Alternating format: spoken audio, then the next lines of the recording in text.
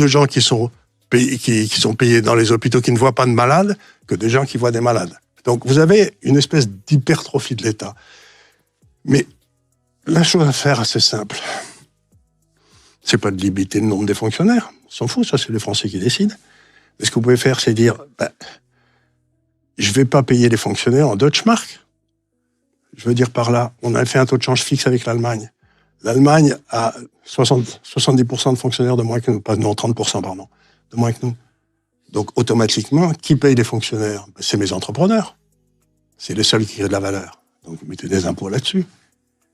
Donc, à ce moment-là, ce qui se passait de 1945 à 2000, c'est que le franc français baissait, que les fonctionnaires étaient payés en francs français, donc ils gagnaient pas des masses, et que la totale de la paie des fonctionnaires en France n'était pas plus élevée qu'en Allemagne, parce qu'on les payait un peu en monnaie de singe, quoi. Et puis les entrepreneurs, eux, qui exportaient,